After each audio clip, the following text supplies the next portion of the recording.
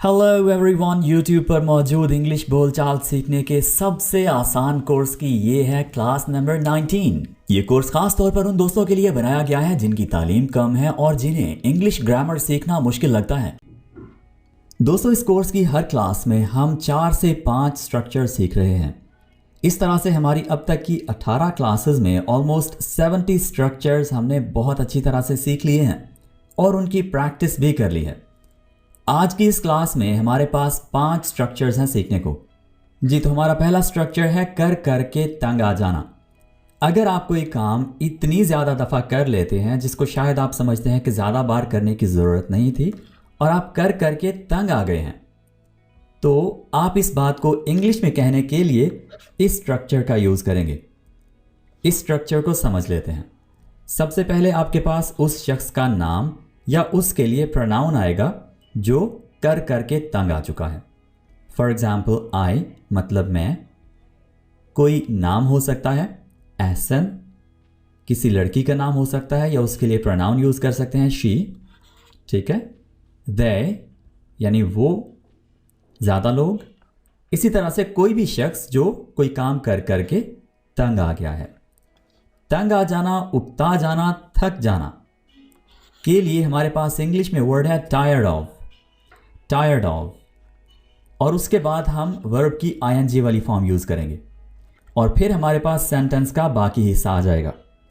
कुछ सेंटेंसेस हैं हमारे पास जिनसे हम बआसानी इस स्ट्रक्चर को अच्छी तरह से समझ लेंगे। मैं इन सवालों का जवाब दे देकर तंग आ गया हूं। आई am tired of answering these questions.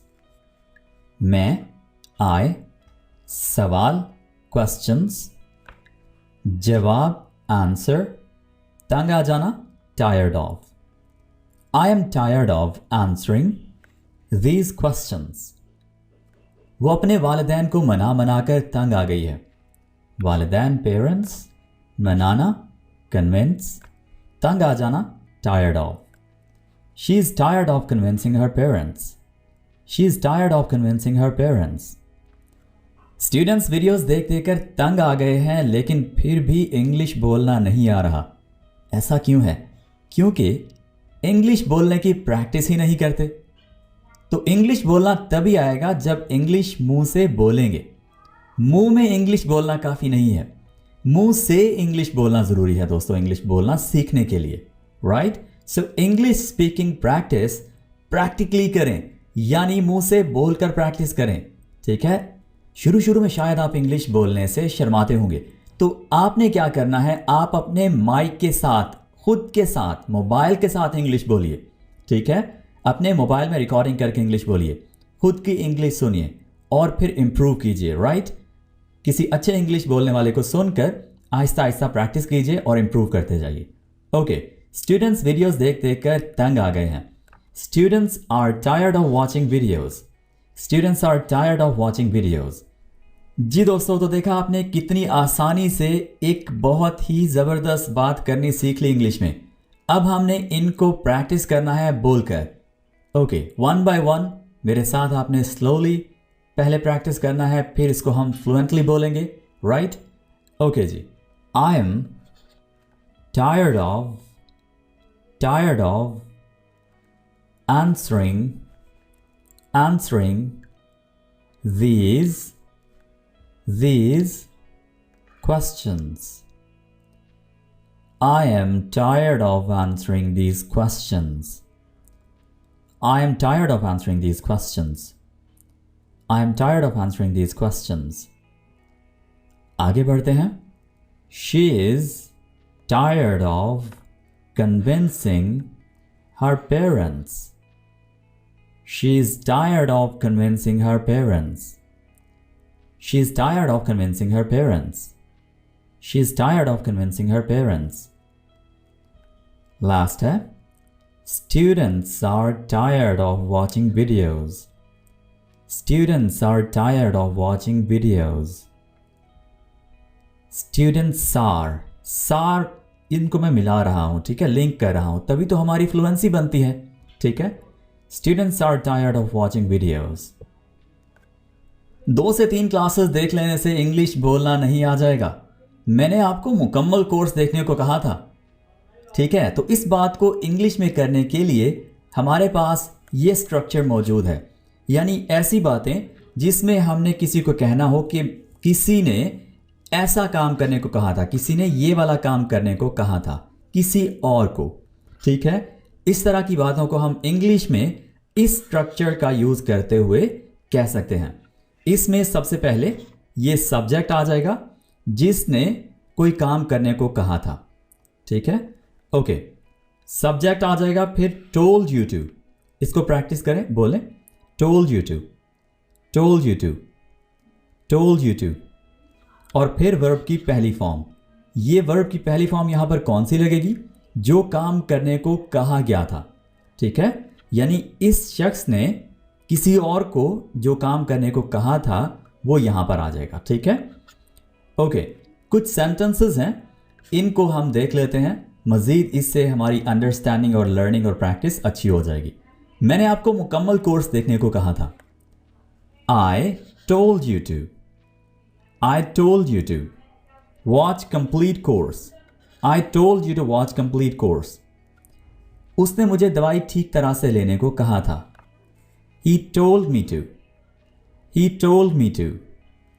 जिसको कहा गया हो कोई काम करने को, वो यहां पर आएगा told के बाद। He told Asim to, ठीक है, he told Asim to, he told Nagina to, इसी तरह से he told her to, right? और भी जो शख्स हैं told them to, उनके लिए आप pronoun यूज कर सकते हैं। ठीक है, यानी उन्हें कहा था, he told them to, यानी उसने उन्हें कहा था to take medicine properly। तो यहां पर उस शख्स के लिए हम pronoun यूज करेंगे या उसका नाम यूज करेंगे जिसको कहा गया है, यहां पर जो कह रहा है, और ये told to और उसके बाद वो काम जो उसने करने को कहा है। ठीक है, और इसको जो करने को कहा गया है। ऑलराइट, सो इस तरह से हमारा ये सेंटेंस पूरा हो जाता है। He told me to take medicine properly, he told me to take medicine properly। उन्होंने मुझे अकेले बाहर जाने से मना किया था। अब तक के जो सेंटेंसेस थे उसमें हम कोई काम करने को कह रहे थे, यहां पर हम कोई काम करने से मना कर रहे हैं। इसी स्ट्रक्चर को हम किसी को कोई काम करने से मना करने के लिए भी यूज कर सकते हैं। यहां सिर्फ और सिर्फ एक चीज का एडिशन हो जाएगा, और वो क्या है? Told me not to, told me not to. ठीक है, बस इतना यहां पर एडिशन है, और उस शख्स को हमने मना कर दिया। They told me not to go out alone, उन्होंने मुझे बाहर अकेले जाने से मना किया था। They told me not to go alone, they told me not to go out alone. अब इन तीनों सेंटेंसेस की वन बाय वन प्रैक्टिस करते हैं, स्पीकिंग प्रैक्टिस। मेरे साथ साथ बोलकर प्रैक्टिस कीजिए। I told you to watch complete course, I told you to watch complete course। He told me to take medicine properly, he told me to take medicine properly। They told me not to go out alone, they told me not to go out alone। Structure number 3, तुम कहां थे जब यह वाकया हुआ? तुम कहां थे जब उसने तुम्हें कॉल की? तुम कहां थे जब बारिश हो रही थी? जी, तो जब पास्ट में कोई काम हुआ या कोई काम हो रहा था, तो तुम कहां थे, इस बात को हम इंग्लिश में पूछने के लिए इस स्ट्रक्चर का यूज कर सकते हैं, जो कि है where were you when.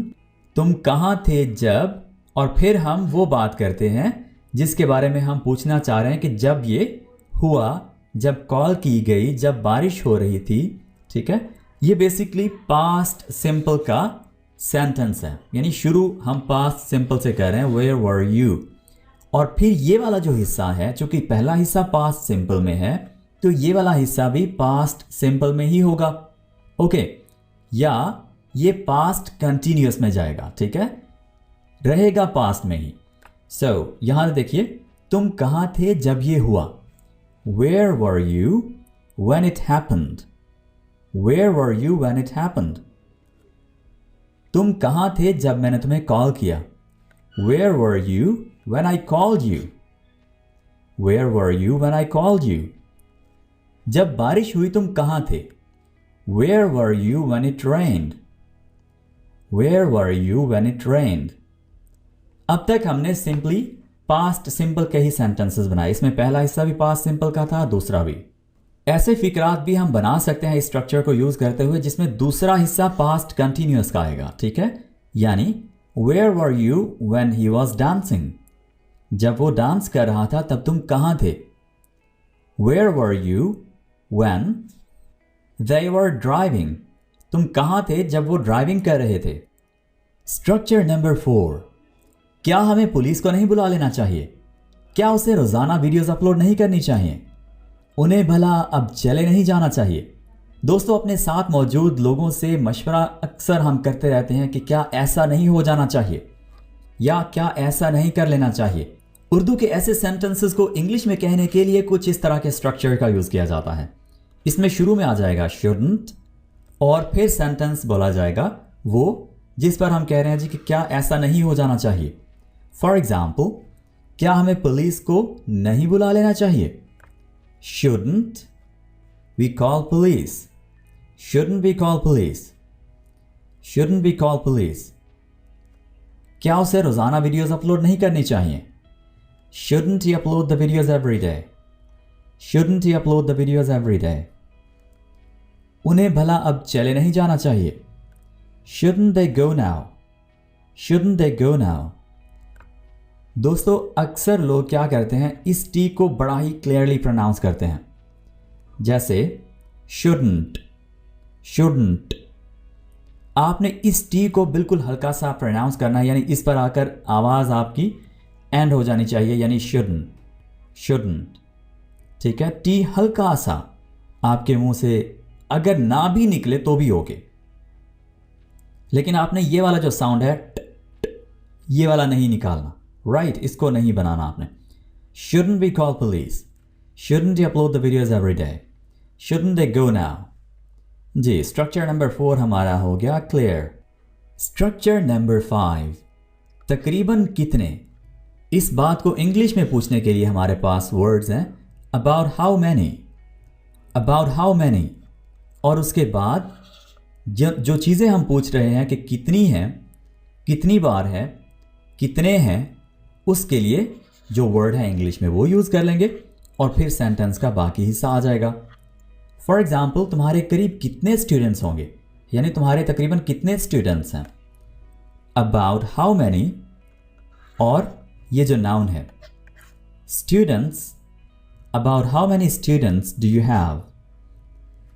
About how many cities you visit every year, आप हर साल तकरीबन कितने शहर जाते हैं,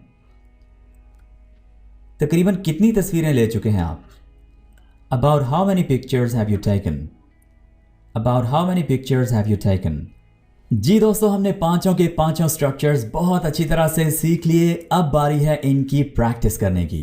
प्रैक्टिस कैसे करनी है आपने, इन तमाम स्ट्रक्चर्स को 1 by 1 आपने सेंटेंसेस में इस्तेमाल करना है, यानी इनके सेंटेंसेस बनाने हैं